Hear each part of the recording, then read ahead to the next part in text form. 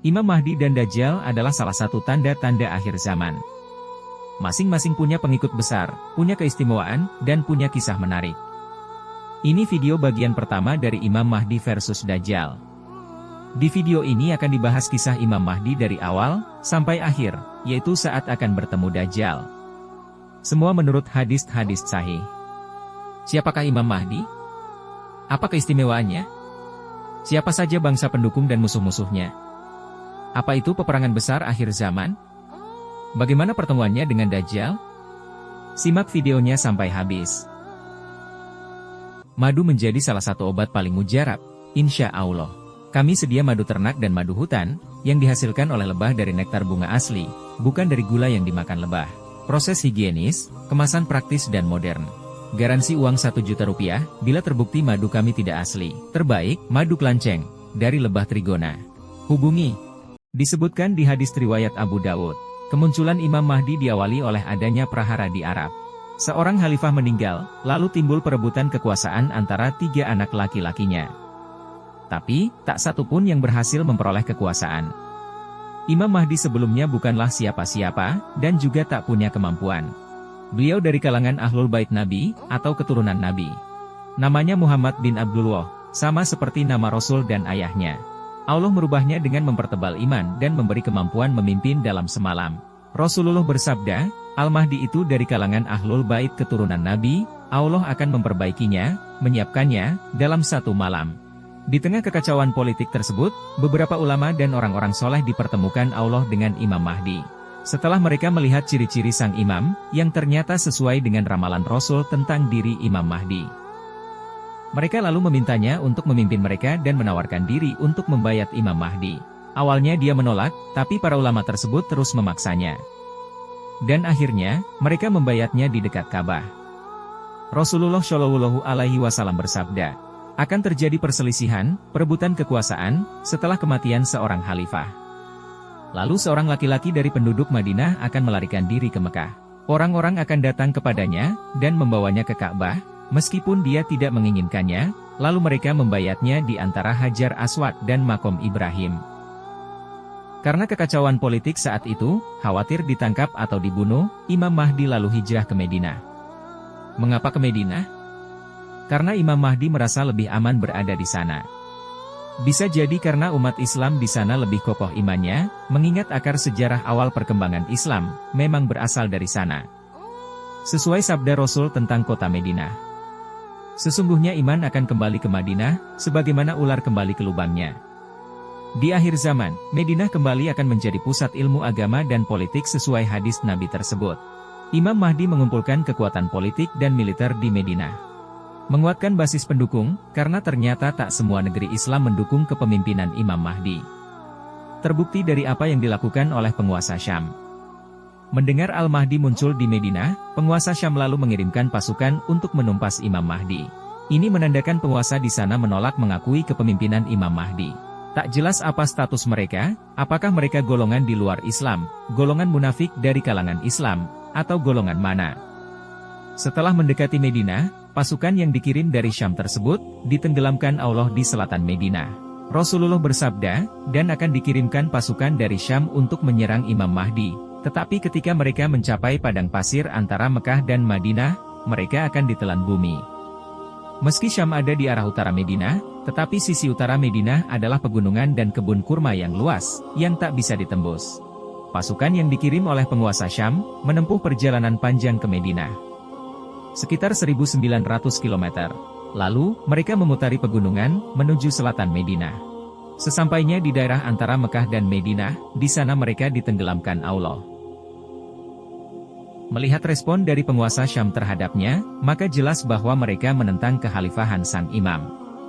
Karenanya, Imam Mahdi memutuskan berangkat ke Syam untuk menaklukkan negara itu. Kemungkinan saat itu Mekah sudah berhasil dikuasai kekuatan sang imam. Karena tak aman meninggalkan Madinah jika penduduk Mekah masih belum berbayat pada sang imam. Berangkatlah mereka ke Syam, sesuai dengan hadis Rasul. Markas kaum muslimin pada saat Malhamah, peperangan besar, adalah di Guta, di dekat sebuah kota yang disebut Damaskus, salah satu kota terbaik di Syam. Waktu berlalu, Kabar tentang kemunculan Imam Mahdi di Madinah sudah menyebar, dan terdengar hingga ke Khurasan. Khurasan adalah wilayah luas yang mencakup sebagian Afghanistan, sebagian Iran, serta Asia Tengah macam Turkmenistan, Uzbekistan, Kazakhstan, dan lain-lain. Mendengar kabar munculnya Imam Mahdi, sebuah wilayah di Khurasan segera mengirim pasukan besar untuk mendukung dan berbayat kepada sang imam. Pasukan tersebut dikenal sebagai pasukan Panji Hitam. Di hadis lain, Rasulullah bersabda, "Saat kalian melihat bendera hitam datang dari arah Khurasan, maka datangilah mereka karena di antara mereka ada Khalifah Allah, yaitu Al-Mahdi." Rasulullah bersabda, akan keluar suatu kaum dari arah timur yang akan mempersiapkan kekuasaan bagi Imam Mahdi. Lalu, daerah mana dari Khurasan yang paling mungkin mengirimkan pasukan Panji Hitam tersebut? Kita analisa peluangnya. Pertama, negara-negara Asia Tengah, macam Turkmenistan, Uzbekistan, Tajikistan, dan lain-lain. Peluangnya kecil pasukan Panji Hitam berasal dari sana, karena daerah ini bukan penganut Islam yang kuat, malah cenderung sekuler. Kedua, Iran. Penduduk Iran mayoritas adalah Syiah. Jika mendengar munculnya Imam Mahdi yang berasal dari Madinah, maka melihat begitu kerasnya permusuhan Syiah dengan Islam dari Mekah dan Madinah, yang biasa mereka sebut Wahabi, maka kecil peluangnya pasukan itu datang dari Iran. Ketiga, Afghanistan. Peluangnya sangat besar pasukan ini berasal dari negara ini, mengingat negara Afghanistan menganut Islam yang taat dan sangat militan. Maka tentu mereka akan sangat gembira menyambut kedatangan Imam Mahdi dari Madinah. Jadi, pasukan Panji Hitam dari Afghanistan ini segera berangkat hendak berbayat pada Imam Mahdi, dengan melakukan perjalanan ke Syam. Akhirnya, dengan dibantu pasukan Panji Hitam, Imam Mahdi dan pasukannya berhasil menguasai Syam dan Baitul Maqdis. Sesuai dengan hadis Nabi, akan datang pasukan dari arah Khurasan dengan membawa bendera hitam, maka tidak ada yang dapat menghentikan mereka, hingga mereka menancapkan benderanya di Baitul Maqdis. Setelah berhasil menguasai Baitul Maqdis, pasukan Muslim menjalin kerjasama dengan kelompok bangsa, yang disebut Rasul sebagai bangsa Romawi. Disebutkan bahwa mereka akan melawan satu musuh bersama. Kalian akan berdamai dengan Romawi dalam perjanjian damai yang aman. Kemudian kalian bersama mereka akan memerangi musuh dari belakang mereka. Kalian akan menang dan mendapatkan harta rampasan perang.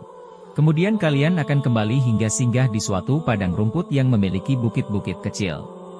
Sebagian ulama menyebutkan, yang dimaksud bangsa Romawi ini adalah kelompok Kristen yang menjadi penerus Bizantium, Kekaisaran Romawi di masa lalu.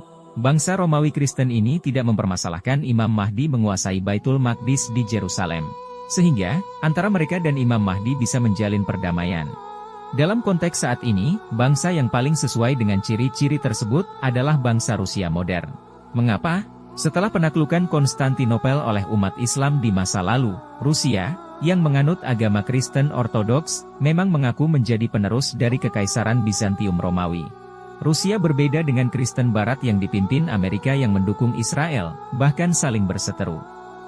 Amerika dan sekutunya akan menentang Imam Mahdi menguasai Baitul Maqdis.